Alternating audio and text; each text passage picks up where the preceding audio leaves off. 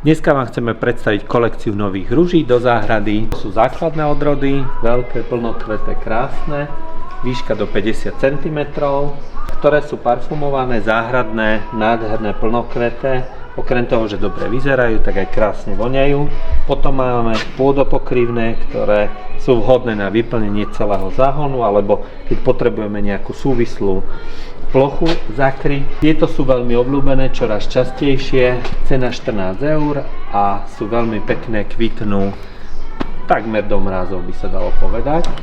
Okrem prázdnokvetých máme aj takéto pekné plnokveté, rôzne farby, najbežnejšie používané, tiež veľmi zaujímavé. Potom máme klasické takéto krémové, maslové, dvojfarebné, popínavé, čiže toto sú ktoré majú nejakú oporu, takisto kvitnú v trsoch, obrovských množstvách, malé kvietky, veľmi pekné, vďačné, ani vožky im nestíhajú, lebo tak rýchlo rastú a krásne kvitnú.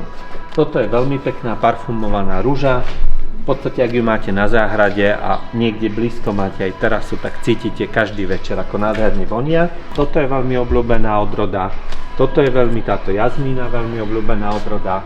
Extrémne rastúce odrody, čiže takáto fialová, veľmi rastúca, pnúca ruža. Tiež táto zaujímavá, táto sa až tak neťahá. Čo sú také obľúbené, sú čisto biele, alebo potom rovnako tieto ťahavé, takéto šrámované alebo melírované rúže.